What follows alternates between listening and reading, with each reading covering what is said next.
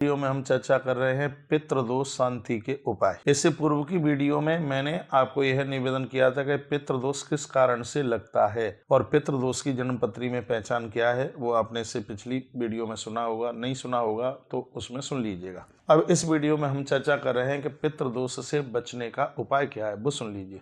पितृदोष से बचने के उपाय, उससे शांति के जो उपाय हैं वो मैं आपके बीच में रख रहा हूँ। एक साधारण सा तो उपाय ये है कि आप कुछ दिनों के लिए लग करके रोजाना कौआ और मछलियों के लिए कुछ खाने के लिए दाना डाल दीजिए। कागाओं को गुथा हुआ आटा डालिए और मछलियों के लिए भी कुछ आटे की गोलियां बना बना करके आप डालें। इससे पितृदोष तत्काल शांत होता है। ये बहुत बड़ा उपाय है पितृदोष को शांत करने के लिए, ये आप करें। दूसरा उपाय है पितृदोष की शांति के लिए, हर अमावस्या को आप तिल के तेल का दिया जला करके आप अपने पूर्वजों के लिए उस जगह पर रखें जहां पर पानी का बर्तन भर करके रखा जाता है। उससे पितृदोष समाप्त होता है। नदियों के किनारे पर दीप दान करने से पितृदोष में बहुत बड़ी राहत मिलती है, शांति मिल जाती है। और अगली बात मैं ये बताना चाहूंगा, यदि कोई गया जी में जाकर के नारायण बलि इत्यादि कर दे तो बिल्कुल पितृदोष हमेशा हमेशा के लिए शांत हो जाता है। इतना भी नहीं आप कर सकते हैं तो और एक छोटा सा सरल सा उपाय है कि वो ये है कि आप पीपल की जड़ों में हर अमावस्या को पीपल की जड़ों में आप अर्घ दीजिए, जल डालिए और जनेऊ पहनाइए पीपल देवता को। आपके शरीर का जितनी भी हाइट है, लंबाई है, उतना आप सूत या कलावा पीपल के तने से आप बांधें और उसकी परिक्रमा करें, बंधन करें, धोख लगाएं, प्रणाम करें। पीपल की जड़ों में आप चींटियों के लिए वहां पर सूखा आटा, उसमें थोड़ा बूरा या गुड़ का बुरादा मिला करके आप डालिएगा। कुछ समय के लिए आप कर लीजिएगा। इससे बहुत बड़ा फायदा क्या, आपका पितृदोष एकदम बिल्कुल शांत हो जाएगा। ये उपाय भी इतना अद्भुत है जो कि मैंने पीपल की पूजा के लिए आपको बोला है।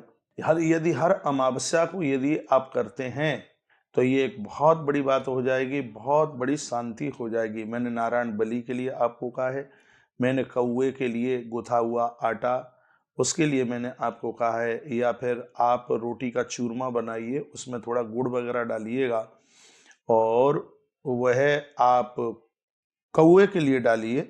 इससे पितृदोष को शांति मिलेगी। और आटे की गोलियां किसी नदी में मिला करके आहुति डालने से, यज्ञ करने से पितृदोष को मिलती है एक बहुत बड़ी शांति।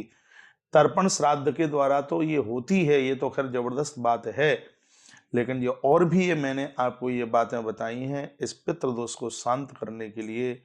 एक ये बहुत बड़ी बात है पितृदोष की शांति के लिए, माता पिता की सेवा के लिए बहुत बड़ी बात कही गई है। आप अपनी कमाई में से पिताजी के लिए कुछ निकाल कर उनके लिए वस्त्र बनवाएं, उनके लिए कुछ भोजन पानी की आप व्यवस्था करें।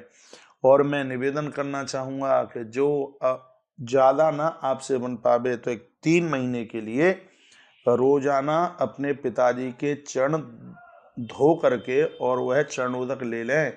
आप देखिए चुटकियों में कैसे पितृदोष शांत होता है। एक बार फिर बताऊं, एक 90 दिन के लिए आप रोजाना पिताजी के चरण धो करके और उस चरणोदक को आप ले लें।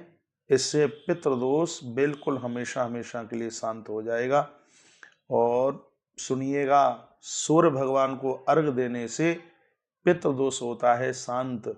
तो ये पितृदोष की शांति के उपाय मैंने आपके बीच में रखे हैं और मुझे विश्वास है ये बातें आपको अच्छी लगी होंगी। मेरी कही गई बातों की दक्षिणा बस इतनी सी है कि वीडियो को लाइक कीजिए, इसको शेयर कीजिए और चैनल से पहली बार जुड़े हैं तो इस YouTube चैनल को सब्सक्राइब करना ना भूलिएगा। चैनल को आशीर्वाद दीजिए।